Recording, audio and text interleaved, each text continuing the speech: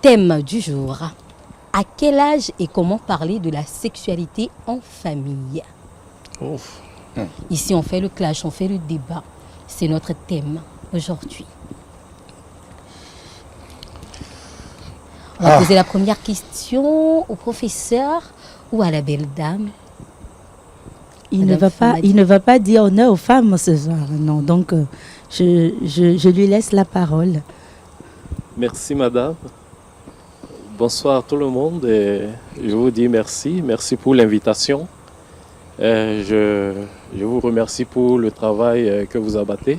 Merci beaucoup. Et je pense que c'est pour le bien de tous et ces thèmes que vous abordez contribuent d'une manière ou d'une autre à l'éducation de nos jeunes apprenants.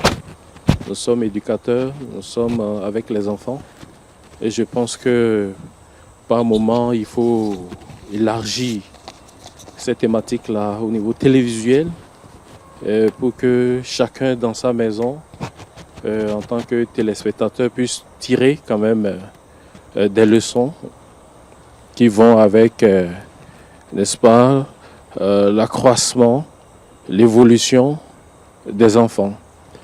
Je ne vous coupe pas, mais présentez-vous déjà, s'il vous plaît, aux téléspectateurs. Je m'en vais le faire. Moi, c'est Polycarpe Achadé. Je suis professeur de français. Actuellement, je suis au service au CG Le Plateau. D'accord. C'est à Homais, à Calavi. Merci. Je vais vous poser la première question déjà. À quel âge est-il recommandé de parler de sexualité avec les enfants? C'est une question délicate, mais elle vaut la peine d'être posée. Et je pense que lorsqu'un enfant pose des questions, c'est qu'il mérite des réponses. Donc, tout enfant qui peut poser une question mérite d'avoir une réponse, même si celle-ci est relative à la sexualité. De façon classique et de façon scientifique, je pense que déjà à partir de 11 ans, parce que c'est à cet âge qu'on commence par observer chez les enfants les premiers signes de la puberté. Et donc, en toute honnêteté et en toute sincérité, on peut commencer par parler de la sexualité avec eux. Mais attention, il faut que ça soit dans un cadre où l'enfant sait qu'il lui est permis de parler, de poser des questions, d'avoir des réponses franches. Donc, le cadre est à définir. Il faut définir un cadre qui puisse mettre à l'aise, n'est-ce pas, l'enfant, afin que ce dernier puisse s'extérioriser, parce que vous n'êtes pas sans savoir que les questions relatives à la sexualité sont des questions tabous. Quand on est en Afrique, cela a un accent particulier. Et quand on est au Bénin, je pense qu'il y a encore plus de délicatesse, n'est-ce pas? Une délicatesse bien prononcée. Donc, le cadre, pour moi, est important. Il faut le définir pour pouvoir mettre à l'aise l'enfant. Merci. Vous permettez, je pense que le professeur, il a sous-estimé l'âge en dessous de 11 ans. Parce qu'aujourd'hui, les enfants parlent beaucoup. Déjà à partir de 3 ans, 4 ans, les enfants déjà commencent par voir la différence entre eux, si c'est garçons, si c'est filles, et se posent des questions. Posent des questions à leurs parents. Pourquoi il y a cette différence? Et je pense que déjà à partir de cet âge-là, il faut déjà commencer par parler de la sexualité aux enfants, selon leur âge et selon les questions qu'ils posent. Il faut savoir la manière dont il faut répondre. Est-ce qu'il faut attendre les questions venant des enfants avant d'aborder la sexualité avec eux? Oui, souvent les enfants se disent, mais pourquoi est-ce que j'ai ci? Pourquoi telle chose? Enfin, quand c'est un garçon et c'est une fille, ils trouvent qu'ils n'ont pas les mêmes sexes, ils posent la question. Pourquoi est-ce que c'est comme ça? Donc les parents sont tenus de répondre, et selon leur âge. Oui, mais en fonction de leur âge, comment aborder alors le sujet, selon vous? Non, mais là... En tant que père, comment vous, à la place d'un père, comment vous allez aborder? Il y a les thèmes qui sont appropriés. D'accord. Il y a des thèmes qui sont appropriés pour un enfant de 3 ans. Il y a des thèmes qui sont appropriés pour un enfant de 11 ans. Celui qui déjà entame la puberté, il y a également des thèmes qui... Donc, c'est selon leur âge. Est-ce que vous pouvez me donner des exemples? Parce qu'on est là pour ça, pour comprendre. Donc, peut-être qu'il y a forcément, il y a des parents qui sont là en train de nous suivre devant leur écran. Donc, dites-nous. Parce que peut-être qu'il y a une mère là, son enfant ou sa petite fille lui demande, maman, pourquoi j'ai ci, j'ai ça. Mais vous, à la place d'une mère, ou bon, comme vous êtes un père, à la place d'un père, si un petit garçon demande, mais ça là, c'est quoi? Comment vous allez répondre? Vous ne faut pas rire. Mais comment tu vas répondre en tant que père? Oui, mais si mon enfant me pose la question, oui. De savoir pourquoi est-ce qu'il y a cette différence, oui. Je lui dirais que c'est l'ordre normal des choses. Quand tu auras mon âge. Tu auras mon âge, tu comprends. Non, mais je vais lui faire comprendre que d'abord, c'est pour les grandes personnes. Mais déjà là, tout de suite, il n'a qu'à comprendre que lui, il est garçon, et l'autre est fille. Voilà. Donc, c'est sa sœur et lui, il est le frère. On peut commencer par là. D'accord. Alors, madame, quelle est votre réponse déjà à notre question, notre première question? Merci beaucoup à toi, Madi. Oui, merci de vous présenter déjà. Oui, c'est bien Madi. Moi, c'est Kevin Fagbon. Je suis MC, chanteuse karaoké. D'accord, super. Et je travaille aussi dans une structure digitale en tant que directrice marketing et communication. Super. Et c'est un plaisir pour moi d'être là pour partager quand même quelques expressions, quelques expériences autour de ce thème qui, comme l'a dit le professeur Achadé, est un thème très important pour l'éducation de nos jeunes sœurs et de nos jeunes frères aujourd'hui. Vous n'êtes pas sans savoir que le monde est en perpétuelle évolution, en constante évolution. Et l'éducation que nous avons reçue à notre génération n'est plus la même aujourd'hui. Déjà, je voudrais d'abord redéfinir les différents sens qu'on peut donner à l'expression « parler sexualité avec les enfants ». Tout à l'heure, j'ai eu l'impression que quand mon cher Spiro, bien si je ne me trompe pas, quand il a pris la parole, parler sexe avec les enfants, ce n'est pas que parler des rapports sexuels. D'accord? Et comme vous l'avez si bien dit, ça commence déjà dès le jeune âge. D'accord? Parler sexe, c'est parler de tout ce qui englobe le sexe en général. Déjà, les transformations du corps, l'évolution sexuelle déjà de l'enfant, c'est parler sexe avec l'enfant. Avant d'en arriver à la société, son interaction avec la société. Donc, il n'y a pas d'âge pour moi pour parler de sexe à un enfant. Ça commence dès le bas âge, c'est-à-dire dès que l'enfant commence par marcher, par s'exprimer, on commence déjà par lui parler. Et ça se fait dans le quotidien. On ne s'en rend peut-être pas compte. Mais nous, les mamans, ça, on le fait. Mais beaucoup de mères ne savent pas que le fait qu'elles fassent cette chose, c'est parler sexe. Je vous donne un exemple. Un enfant de 2 ans, un garçon de 2 ans, que tu laves, et tu laves son sexe et tu dis, c'est le kiki de Jean, c'est le kiki de Josué, c'est pour qui les gogos de si. En fait, tu lui parles déjà de sexe. Tu lui montres déjà que lui, son sexe, c'est un kiki. Si c'est une fille, tu lui dis, c'est le papou de qui? C'est le papou de Femi, ça. C'est pour toi. Regarde-moi comment ces grosses fesses commencent à pousser. Tu lui montres déjà, en fait, qu'il y a une transformation dans son corps. Et tu la mets à l'aise. Parce qu'en parlant comme ça avec ton enfant, elle se rend compte, en fait, qu'elle peut parler de sa transformation personnelle avec ses parents. Donc, du coup, elle n'aura pas de difficulté à venir vers toi pour dire, maman, mais pourquoi mes tétons, ça commence par grossir? Mais maman, mais pourquoi je sens telle chose? Parce qu'à chaque fois, quand quelque chose est différent, tu le lui signales. Tu lui dis, ah, mais toi, tu grandis, hein? Regarde comment tes joues ont poussé. Regarde comment tes fesses sont poussées. Ah, mais t'es ci, ah, t'es ça. Et quand tu dis ça, l'enfant se sent à l'aise pour pouvoir discuter lorsqu'il y a une transformation dans son corps. Donc, déjà, ça, c'est parler de la sexualité. Donc, si je peux me permettre, je pense que ça n'a pas d'âge. Ça commence dès le bas âge et c'est une évolution constante avec l'âge. Donc, plus l'enfant évolue, plus le langage s'accompagne. Donc, on a commencé avec le kiki. Quand il grandit un tout petit peu, tu lui dis, toi, tu ressembles un peu plus à ton papa. Et là, il s'identifie automatiquement à un sexe masculin. Donc, je pense que en parlant d'âge, il n'y a pas d'âge. Parler de sexe, c'est à tout moment.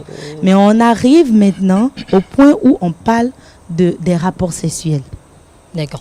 Je vais poser une question à Ben, puisqu'il vient de lâcher un rire ou un sourire, je ne sais pas comment il va. C'est le kiki de Jean. Le papou de Jean. Ben, quelles sont les bonnes pratiques pour aborder ce sujet de façon naturelle en famille?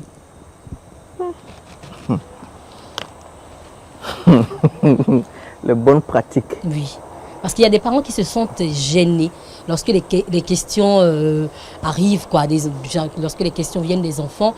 À maman, pourquoi ici, là, c'est gros comme ça? Pourquoi ici, pourquoi ça, là, c'est les cheveux en bas, là? C'est les cheveux ou c'est comment? C'est les poils, les enfants. Non, il y a des parents qui n'arrivent pas, comme l'a dit le professeur, c'est tabou.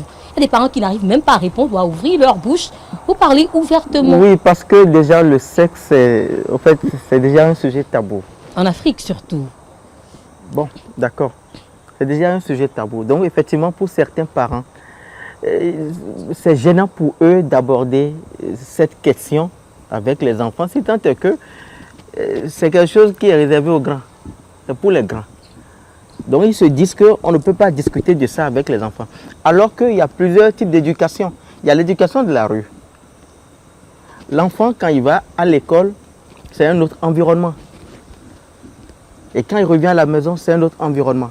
Aujourd'hui, il y a les feuilletons, il y a certains dessins animés, donc, qui déjà changent un peu le comportement de l'enfant. Oui. D'accord? Et l'enfant aussi commence déjà à se poser certaines questions. Quand il regarde le feuilleton et il voit certaines actions, il commence déjà à se poser des questions.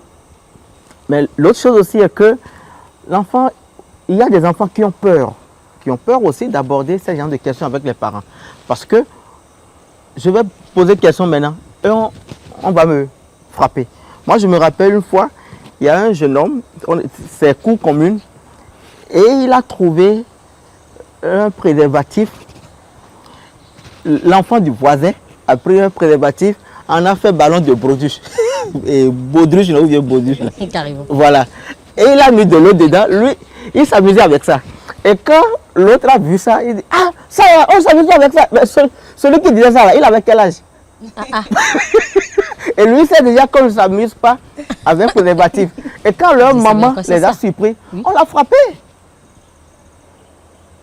Le petit qui a dit, mais ça là, on ne s'amuse pas avec ça là. On l'a frappé. Comment toi tu as su qu'on ne s'amuse pas avec ça? Qui t'a dit ça? Tu as vu ça où? Tu as vu ça où? Donc vraiment c'est un sujet tabou. Et je trouve que c'est vraiment une opportunité. Ce plateau est un canal, une opportunité pour aussi qu'on puisse parvenir à essayer de canaliser un peu voilà, les parents qui nous suivent actuellement, afin de savoir instaurer ces dialogues-là à la maison avec les enfants. D'accord. Merci Ben. Merci. Donc Clam. Je suis le dernier à parler sur le plateau. Non. Bon, donc on a je pas vous du temps ai. pour faire le clash, donc vous n'êtes pas Non, encore non, les non. derniers. Bizarrement, je ne vais pas être très long sur le sujet, Ok. parce que je considère que c'est l'un des sujets sur lesquels il faut s'en remettre à Dieu, simplement. Il faut s'en remettre à Dieu parce que chacun a pu dire qu'il y a plusieurs écoles dans la vie. Il y a l'école du professeur Achadé, par exemple, où on va pour recevoir l'enseignement. Il y a l'école de la vie où on va recevoir aussi non seulement l'enseignant, mais l'éducation, l'enseignement, mais l'éducation, mais il y a aussi d'autres écoles. Mais en fait, pour moi, le plus important ici, c'est la relation de confiance qu'il faut établir entre l'enfant et le parent. C'est vrai qu'il n'y a pas d'âge pour moi pour parler de sexualité. Il faut juste être attentif à un certain nombre de choses et ne pas avoir peur d'aborder un certain nombre de sujets. Et ça passe par le rapport de confiance qui est instauré. Il faudrait que les parents et les enfants sachent que la vie reste ce qu'elle est, que l'enfant comprenne que quand il a des préoccupations, qu'il trouve une oreille attentive auprès de l'un quelconque de ses parents, soit la maman, soit le papa, pour lui poser ses préoccupations. Et les parents également doivent être éduqués de façon à ce que qu'ils sachent qu'il ne faut pas attendre toujours que l'enfant pose des questions avant de lui donner un certain nombre de réponses. Donc si ce rapport de confiance est établi, on échange les informations, on échange les expériences et l'enfant trouve un repère vers lequel il va chaque fois qu'il a des sujets de préoccupation.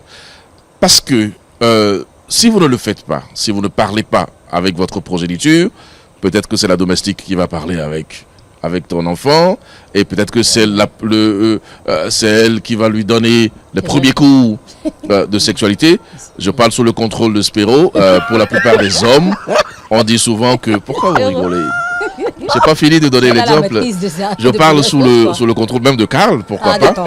On dit souvent que pour les hommes, les premiers rapports sexuels, c'est chez les prostituées, par exemple. Que les gens vont là-bas par curiosité pour savoir. J'ai pas dit tous les hommes. Dans tous les cas, ça peut pas être tout. Mais il y a certains qui disent que c'est là-bas qu'on va d'abord apprendre. Bon, prostituée, c'est un peu péjoratif, non. Je vais dire, je sais pas comment je vais dire, mais c'est là-bas qu'on va. Parce qu'on a peur de faire certaines démarches qui sont prioritaires pour y aller. Donc on va là où c'est plus facile pour apprendre. Donc l'enfant peut apprendre chez la domestique. L'enfant peut apprendre aujourd'hui sur Internet parce que ils vont très vite sur les réseaux sociaux. Ils manipulent très vite et des fois même mieux que nous le téléphone. Donc du coup, c'est pour ça que tout à l'heure je disais, c'est l'un des domaines dans lesquels il faut se remettre à la providence. Mais il y a des responsabilités qu'il faut assumer. La première, c'est, je reviens encore sur ça, le rapport de confiance qui est établi entre parents et enfants. Et le reste suivra de mon point de vue. Alors aujourd'hui, pour rejoindre un peu ce que Spiro a dit, c'est-à-dire, même quand on ne parle pas aux enfants, les enfants savent. Parce que quand dans un feuilleton, les gens commencent à s'embrasser tout de suite, ils se mangent. Les enfants commencent à tourner la tête, à fermer les yeux. Carrément. Il y a des parents qui changent directement. Oui, voilà, il y a des parents qui changent. Je vais te raconter une anecdote. Même si tu changes la chaîne, quelques minutes après, il va te dire, papa, il faut une néon. Non, mais les enfants même te disent, Buck. Maman Buck, et il ferme les yeux. Et il ferme les yeux systématiquement. Oui, tu te dis, mais en quoi ça les dérange? Je pense que ce que la consoeur a dit tout à l'heure, c'est la base, l'éducation à la base. L'éducation à la base. Déjà, tout petit, il faut déjà lui montrer les subtilités de la chose. Et quand il aura peut-être l'âge de regarder les dessins animés, ou bien déjà à partir de 4 ans, il regarde déjà les dessins animés. Mais il va trouver que ce n'est pas différent de ce que sa maman lui inculque souvent comme éducation. Maintenant, moi je vais raconter une petite anecdote. Moi je me souviens quand j'étais tout petit et chez mes parents, il y avait des feuilletons. Quand on quittait l'école, on devrait apprendre nos leçons et ensuite on fait le goûter et on suit obligatoirement le journal télévisé. On suit obligatoirement le journal télévisé. Mais quand il arrive l'heure des feuilletons, on nous permet de regarder. Mais à l'époque, il y avait les ciné-nuits. On marquait interdit au moins de 18 ans. En famille. Et nous-mêmes là, dès qu'on voit ça en même temps là, on prend la direction de la chambre. Parce que on sait la colère des parents.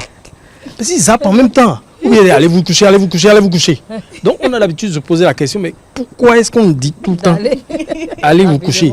Mais c'est bien plus tard que nous on a découvert que c'était parce qu'il y avait des des scènes érotiques dedans, qu'on nous disait d'aller nous coucher. Mais on l'a découvert bien après avoir fait l'expérience.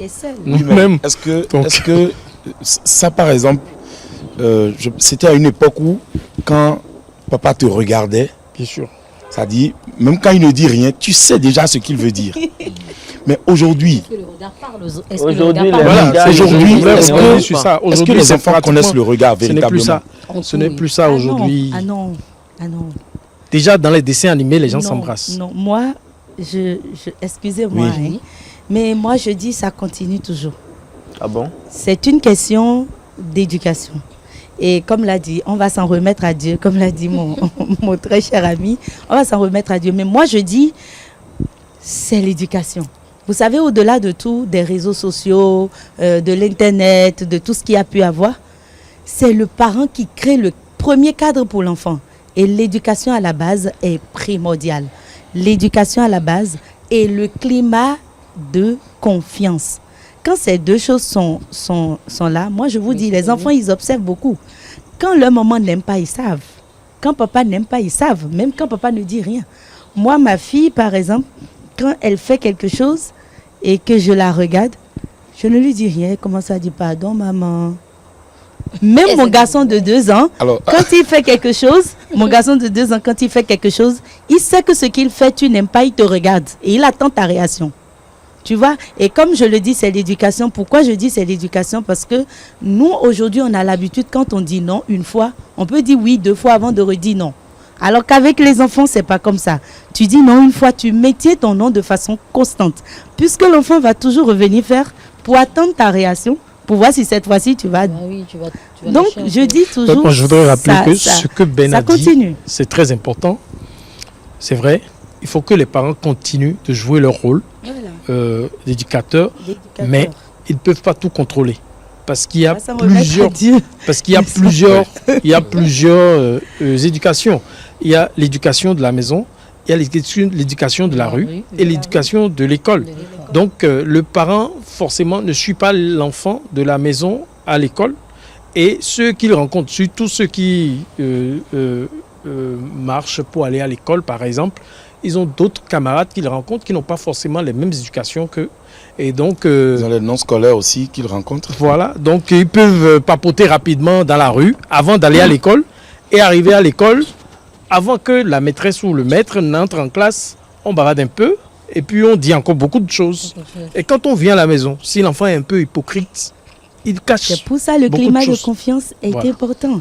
Je pense que le professeur, je pense que j'ai suivi les uns et les autres, et je pense que de ces différentes interventions, il va falloir passer tout de suite à des clarifications. Parce que j'ai suivi la question et j'ai compris que nous sommes allés un peu trop vite. On a vite évolué dans le débat, et il importe de dire ceci. Oui, la sexualité, de façon générale, c'est la vie. Et il y a la sexualité passive, il y a la sexualité active, il y a la sexualité qu'on aborde implicitement, et la sexualité qu'on aborde avec beaucoup plus d'expressivité.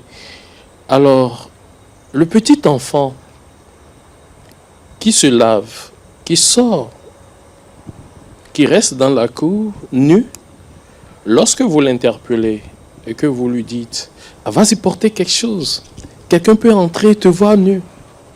Vous ne lui avez pas parlé de la sexualité de façon expressive, de façon formelle, mais vous lui avez parlé de la sexualité quand même.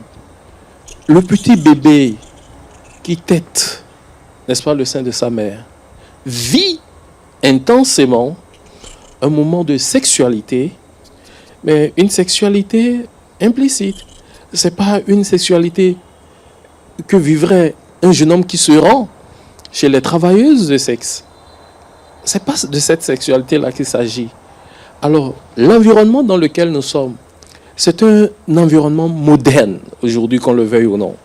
Et les éléments que nous avons, avec la force des médias, je pense qu'il faut définir, je reviens là-dessus, un cadre formel, n'est-ce pas, dans lequel on peut aborder la sexualité avec l'enfant sans craindre un certain nombre de représailles. Tout simplement parce que vous venez de le rappeler quand vous parlez de l'éducation, de la maison de l'éducation, de la rue, et de l'éducation, n'est-ce pas, de l'école, pour faire référence à Montesquieu, parce que c'est une théorie de Montesquieu, ce dont vous parlez, ces 3 différentes formes d'éducation. Alors, puisqu'il y a cela, il faut mettre l'enfant en confiance à la maison, parce que qu'il s'agisse de l'école ou de la rue, je pense que ce qui est fondamental, c'est ce qui se passe à la maison. Parce que là se trouve papa, là se trouve maman. Et quand on arrive à donner cette confiance dont parlait monsieur Abalo, quand on arrive à instaurer cette confiance, je pense que l'enfant peut trouver son épanouissement à partir de là. Est-ce que vous voyez? Donc, c'est pour ça que je disais à l'entame que tout enfant qui peut arriver à poser une question mérite une réponse. Et quand je me référais à l'âge de 11 ans, c'était pour dire ce qui se passait scientifiquement, de façon classique. Donc, ce n'est pas pour dire en réalité qu'il faut attendre jusqu'à 11 ans pour commencer par parler de la sexualité avec l'enfant. Alors, quelle est la meilleure façon de répondre aux questions intimes des enfants sans les juger? Je pense que c'est la franchise et l'honnêteté. Lorsque vous êtes devant un feuilleton ou une série ou un film tout simplement, et que de façon inattendue, 2 acteurs se mettent à faire l'amour et que l'enfant se sent mal à l'aise ou, disons, est gêné du fait de votre présence, prenez la parole. Prenez la parole et engagez le débat. Et engagez le débat. Que font-ils? S'ils se taisent, répondez. Ils sont en train de faire l'amour. Mais vous pouvez poursuivre. Sont-ils des enfants? Il vous dira non. Ce n'est pas pour votre âge. Comprends alors, mon enfant, que ce sont des adultes qui font ce que nous sommes en train d'observer là. À partir de ce moment, il prend tout de suite la mesure de la situation et comprend que cet acte, c'est un acte d'adulte et donc de responsabilité qu'il n'a pas encore atteint. Donc il lui faudra attendre. Suivre le processus qu'il faut, le processus physique, psychique, éducationnel, avant d'oser, n'est-ce pas, chercher à expérimenter ce qu'il a vu dans les films, ce qu'il a entendu chez des amis et ce qu'il a vu par ailleurs. Professeur Merci. Akadé. D'accord. Oui, je vous écoute. Mais quelle est votre opinion alors sur les cas des enfants? Parce que la plus jeune maman déjà a 8 ans. Hein? Oui, la plus jeune maman a 8 ans et nous sommes dans le même sillage que cette préoccupation que vous évoquez là. C'est de Nous parler avons plutôt- dit, Oui, nous avons aux dit enfants. qu'un enfant commence par présenter des signes, n'est-ce pas, secondaires. Caractère Les sexuel signes secondaire. Voilà, les signes, les caractères sexuels secondaires. Et donc, les signes de la puberté, eh bien, vous avez une brèche qui vous est ouverte. Pour commencer. Et vous pouvez, n'est-ce pas, vous engouffrer et aborder le problème D'accord. ou toutes les questions relatives à la sexualité D'accord. Alors, on va- avec les conséquences y afférentes.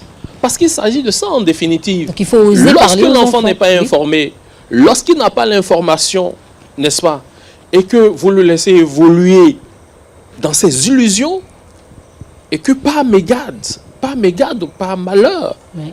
il touche à la chose, prend goût, d'accord, Puis et finit. pique une grossesse par exemple. Oui, Bonjour les dégâts, c'est vrai. vous serez Ah, responsable. alors, avant de, je vais Vous lire. permettez, Oui. je voulais placer un petit mot. Oui. En fait, il y a une question préjudicielle pour moi. Parce que pour réussir à parler de sexualité en famille avec les enfants, il a fallu que soi-même, on ait reçu une éducation sexuelle. Ok, sexuel. Et de plus en plus, les couples se forment jeunes.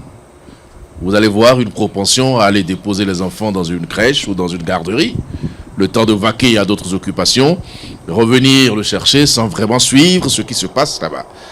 Donc, il y a, comment dirais-je, une forme d'éducation qu'on doit donner aux parents. Parce que, oui, dans une inconscience collective, on se met ensemble, enfant d'un foyer, on est jeune, on n'a pas encore découvert tous les aspects de la vie, on n'a pas le temps vraiment de bien se connaître. On fait un enfant, comment lui inculquer cette éducation sexuelle alors que soi-même, on n'a pas grandi dans un environnement où on a reçu une éducation sexuelle adéquate. Ça, c'est aussi une vraie problématique dont il faut parler de plus en plus parce que, comme je vous l'ai dit, il y a de jeunes couples, il y a de jeunes parents pas tout à fait conscients des enjeux.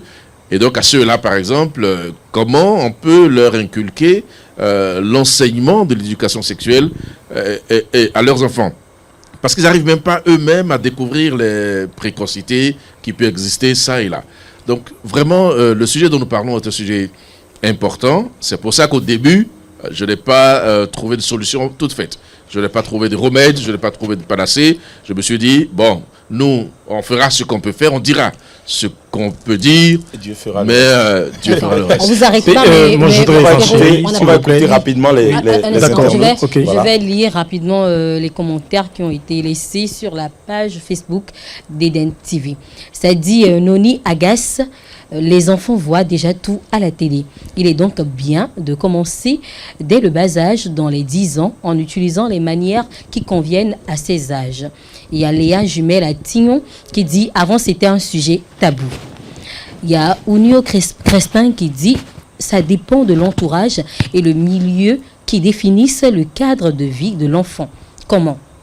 L'idéal serait de demander de quoi l'enfant a besoin sur la sexualité en prenant du temps à l'écouter et à être son ou sa meilleure amie afin de ne rien ignorer sur ce qu'il vit.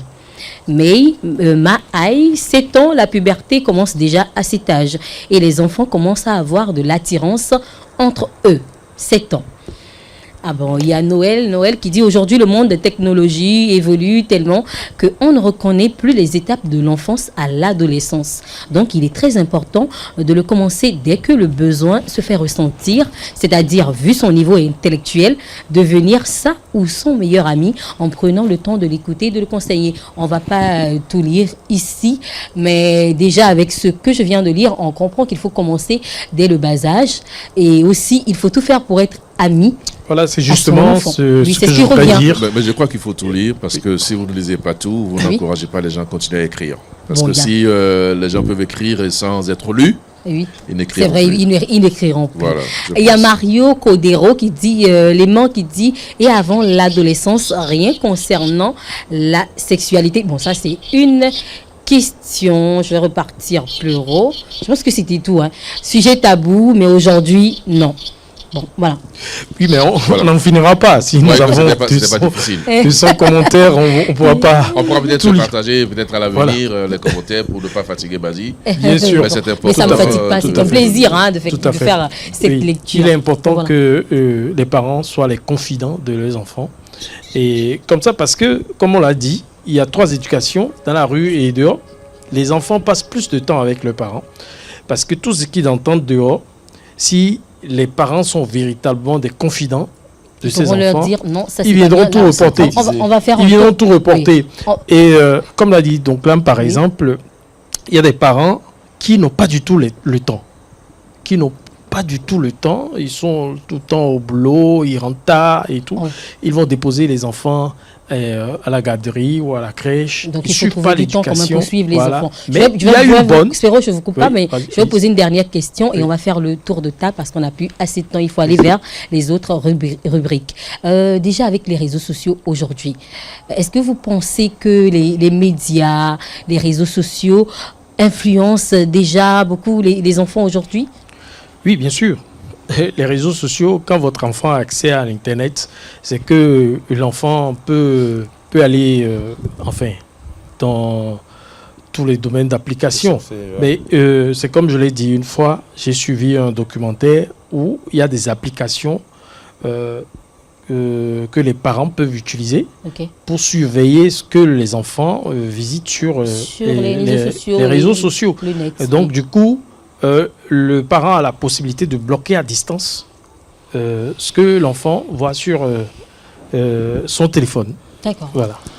Alors, on a compris beaucoup de Là choses. encore, il faut que Oui. le parent soit technologiquement Avancé. Sinon, apte. remets-toi à Dieu. Ça, c'est pas pour tous les Sinon, parents. remets-toi à Dieu. Oui, bien vraiment. sûr, parce que- Mais Voilà. je veux ajouter quelque chose rapidement. Oui. Et on va Très, oui. très rapidement. Oui, très rapidement. Comme vous le dites, les réseaux sociaux, l'influence, moi je reviens toujours sur l'éducation à la base.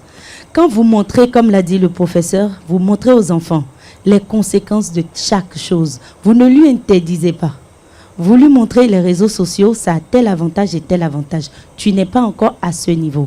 Elle peut avoir un Android et décider elle-même de ne pas aller sur les réseaux. Et il faut emmener l'enfant vers ça. Merci beaucoup. Franchement, c'est délicat, c'est Dieu qui va nous, Bon, on veut revenons nous à aider Dieu, parce alors. que- Oui, Ben, oui, Et vous l'enfant, avez quelque malgré chose à tout ce qu'on ajouter lui rapidement aurait inculqué comme éducation, il peut dire, je vais tenter pour voir. Et il C'est va pour ça revenir. que le rapport de confiance Est est la très chose à important. rechercher. Il Pour moi, c'est reviendra la toujours. solution. Il faut Il établir reviendra toujours. une relation de Madi. confiance. Madi, je ne sais pas si je peux placer rapidement. Rapidement, Ok. rapidement. Tout le monde veut placer un mot pour finir. Oui, mais bon, oui, rapidement. mais vous savez, C'est le tour de table parle, déjà, oui. on parle de la sexualité et on ne peut pas parler de la sexualité sans parler de l'amour. À mon avis, c'est très important parce que quand vous abordez la question de la sexualité avec l'enfant, c'est relatif, là, c'est relatif à l'amour tout de suite. Et il faut lui donner ces clarifications-là, qu'il comprenne que l'amour qu'il a envers son frère ou sa soeur, Fraternel. c'est pas cet amour qui est orienté vers son camarade de classe.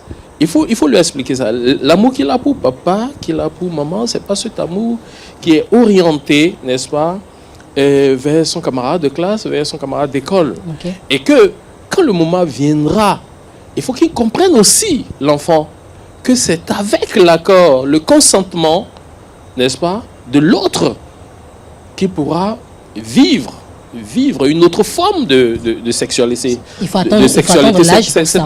Oui, c'est très important.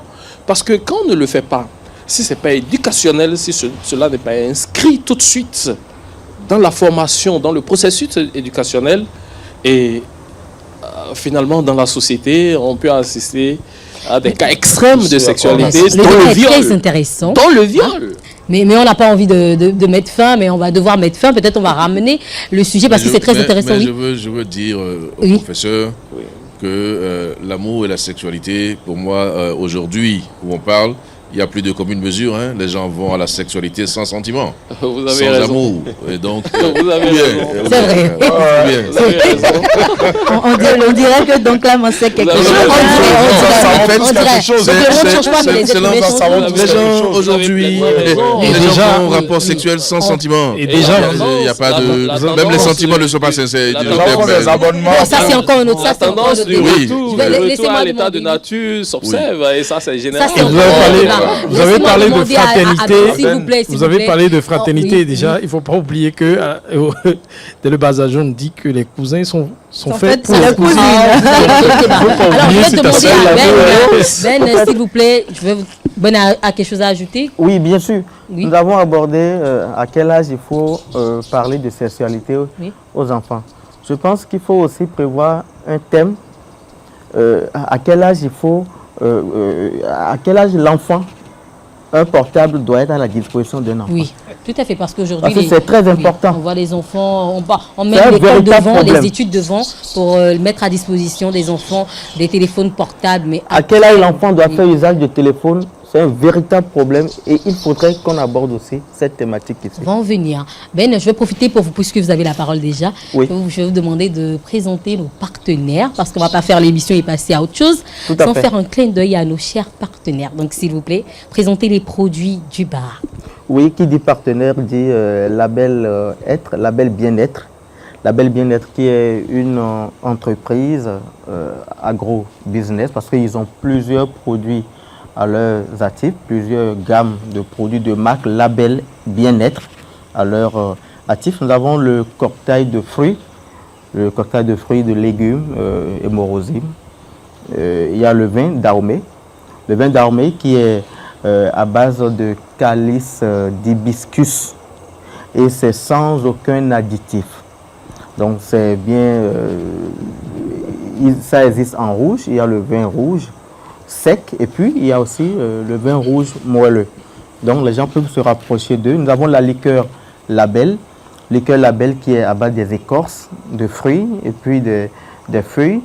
Il y a l'eau alcaline, un antioxydant, un puissant antioxydant, disponible en 0,50 et puis en 1,5 pour tout événement, tout type d'événement. Nous avons aussi le kombucha qui est une boisson énergisante qui booste aussi la libido. Donc, Label Bien-être, ils sont situés à Ménotin. Les gens peuvent se rapprocher d'eux. Leur numéro, c'est bien le 91 43 58 58 ou le 60 36 93 93, précédé bien sûr de 01. Alors, il faut préciser qu'ils fonctionnent aussi en système de marketing de réseau. Donc, les gens peuvent facilement se faire de l'argent parce qu'il y a un système de commissionnement qui est bien établi sur les ventes, sur le chiffre d'affaires réalisé, sur les parrainages. Donc, ils peuvent se rapprocher de Label Bien-être pour s'offrir toutes ces gammes de produits. Nous avons aussi Super Décor qui nous a relooké complètement le jardin. Vous avez le revêtement qui est derrière vous. Il y a le revêtement de sol aussi. Donc, Site Super Décor, ils sont situés à Papa. Je ne suis pas en train de faire la publicité à la Sobebra, mais ils sont en face, voilà. Ils sont en face de la brasserie. Il y a Copac Business, oui. Voilà, qui est un partenaire à nous. Oblige, quoi. Il y a CFH qui est avec nous aussi. Donc, c'est pour dire que tous ceux-là qui voudront se positionner sur Jardin d'Éden, c'est le 01 90 00 16 15. Ils peuvent se rapprocher de nous. D'accord. Pour tout type de positionnement. Oui, rappelons qu'ici, toutes les structures, toutes les sociétés, toutes les personnes qui ont des articles ou des produits à mettre, toutes les personnes souhaitant mettre en lumière leur activité, leurs articles, leurs produits, ils peuvent passer à la télé. Eden TV est ouvert, quoi. Waba, hein? Et puis, on n'est pas cher, quoi, du tout. Mais il faut bien faire la pub, là, comment Ben, c'est ton boulot, hein? On est Waba, mais on n'est pas Guanjo. C'est pour dire que nous sommes flexibles. Voilà, nous sommes très flexibles. Voilà, donc, on peut vous aider à vous positionner, quel que soit votre secteur d'activité. Mais il faut, ce qui est important, oui. C'est comme je dis souvent, aucun partenaire ne se positionne vraiment s'il est sûr d'avoir une certaine audience. Okay. Et donc, tout ce que nous disons ici, toutes les recommandations que nous faisons, c'est justement parce que nous avons fait l'essentiel pour assurer une certaine audience. Tout à fait. Ou une audience certaine, si vous voulez. Donc, aujourd'hui, j'ai toujours plaisir à rappeler qu'en termes de télévision privée, au Bénin, nous avons le plus grand nombre d'abonnés sur YouTube. Et donc, une interaction importante avec nos abonnés, des millions et des millions de vues. C'est important, 104 000, hein. Voilà, de le mentionner. Oui. Aujourd'hui, avec la TNT, puisque nous sommes sur la TNT au numéro 9, nous avons une couverture nationale. Il n'y a plus de chaînes de télévision ayant une couverture locale. Désormais, nous tous, nous sommes suivis partout, dans le pays et dans le monde. Donc, nous avons les mêmes couvertures et évidemment, une certaine flexibilité. Ce sont autant d'éléments, autant d'atouts qui nous amène aujourd'hui à vous proposer nos services et à espérer que vous nous ferez confiance pour le positionnement de vos produits, surtout ceux qui sont dans l'agroalimentaire, dans les boissons et dans les services aussi. Bien sûr, je voudrais renchérir que Jardin d'Éden, nous sommes à la 9e saison, donc un programme qui a déjà fait tout un parcours et qui a une audience qui continue encore de s'agrandir. Donc c'est vraiment une garantie, une assurance ferme pour les partenaires de se positionner, pour se faire de la visibilité. On vous aura compris, Ben. Alors, place maintenant à l'instant DJ avec le DJ Fabrice qui va nous mettre à du feu dans le jardin.